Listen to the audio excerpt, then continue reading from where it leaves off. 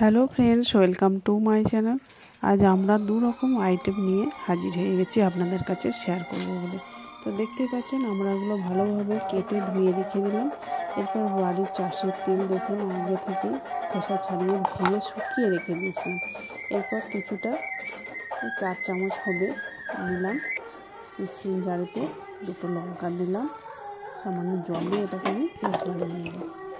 এরপর কড়া গরম হলে কড়াইয়ের মধ্যে কালো জিরে 1/2 চামচ, শুকনো লঙ্কা দুটো ফোড়নের জন্য দিয়ে দিলাম। এরপর আমড়াগুলো এর মধ্যে দিয়ে দিলাম। এরপর কিছুক্ষণ কষিয়ে নেব যাতে আমরা কাঁচা গন্ধটা চলে যায়।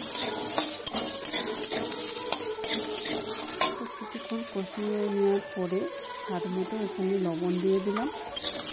এরপর আঁচটা একদম লো টু মিডিয়াম আঁচে রাখতে হবে। সামান্য হলুদ দিয়ে দিলাম, এখানে খুব বেশি হলুদের প্রয়োজন নেই। এরপর আগে থেকে পেস্ট বানিয়ে রাখা তেলটা এর মধ্যে দেখুন দিয়ে দিলাম। এরপর বাটিটা দিয়ে সামান্য জল দিয়ে দিলাম।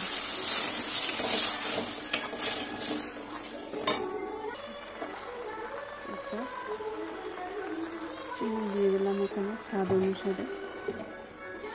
5 মিনিট ঢাকা দিয়ে রেখে দেবো। তো 5 মিনিট পরে দেখুন আমড়াটা ভালোভাবে সিদ্ধ হয়ে গেছে, কালারটাও চেঞ্জ হয়ে গেছে, দেখতেই পাচ্ছেন। তো একবার হলো বাড়িতে আপনারা অবশ্যই বানিয়ে দেখুন, কেমন হলো কমেন্ট করে জানাতে ভুলবেন না। তো আরও একটা রেসিপি আমি বানাবো, তার জন্য দেখুন শুকনো খোলায় শুকনো লঙ্কা নিয়ে নিয়েছি এখানে 6টা থেকে 8টা হবে। আর সোমবুড়া দিয়ে দিলাম 1 চামচ, শুকনো খোলায় ভেজে নিচ্ছি। দেখুন এরপর এটাকে নামিয়ে নিয়ে গুঁড়ো করে রেখে দেবো। আমি পরে এটাকে ব্যবহার করব। আমড়াগুলো দেখতে পাচ্ছেন কেটে ধুয়ে রেখে দিয়েছি।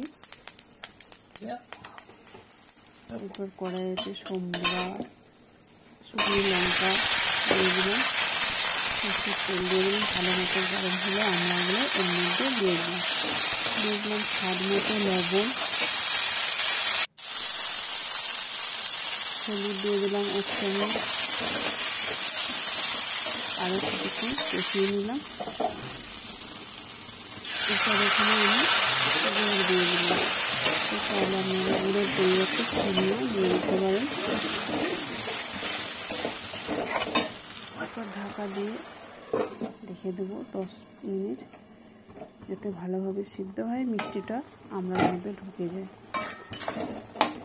আমার ইউটিউব চ্যানেল থেকে দেখছেন, একটা সাবস্ক্রাইব করে পাশে থাকবেন।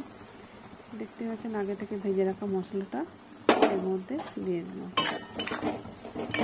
ভিডিওটা শেষ পর্যন্ত দেখার জন্য অসংখ্য ধন্যবাদ।